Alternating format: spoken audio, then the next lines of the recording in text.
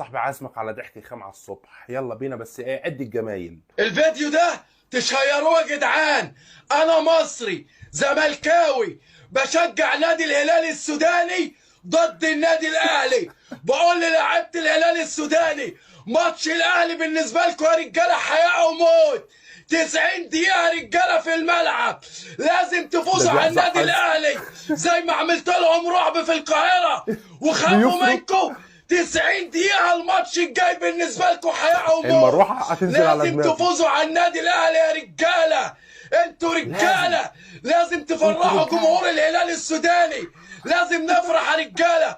الماتش الجاي بالنسبة لكم مصيري. لازم تفوزوا على النادي الأهلي الماتش الجاي يا رجالة.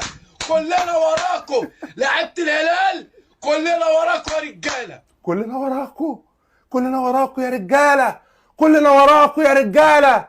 اللي الزمالك ما بيشاركش يا ابني في دوري الابطال، كلنا وراكم يا رجاله. يا ابني بقى لنا 23 سنه ما بنكسبش، كلنا وراكم يا رجاله. يا ابني الزمالك، يا ابني الدنيا ضايعه وزيزو راح الاهلي، كلنا وراكم يا رجاله. يا ابني الدنيا بتخرب ومجلس الاداره بتاعنا مش موجود، كلنا وراكم يا رجاله. اي حد هيلاعب الاهلي احنا هنشجعه، مش مهم الفريق بتاعنا يكسب ولا يخسر، مش مهم عندنا مجلس اداره مستقر ولا لا، مش مهم معانا فلوس ولا لا، مش مهم ميدو عمال لا عادي.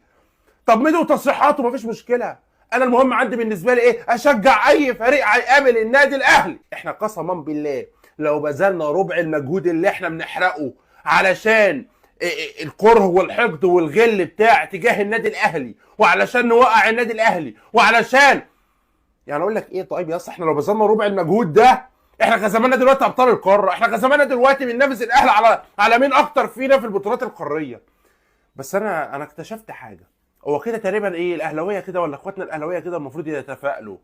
هم يتفائلوا في حالتين، الحاله الاولى لو لقوا الخصم بتاعهم او جمهور الخصم بتاعهم بيستفزهم، الحاله الثانيه بقى اللي تخلي الاهلاويه يتفائلوا لما يلاقوا جمهور الزمالك بيشجع الفريق اللي هم هيلعبوه. اعرف على طول ان هم كسبوا.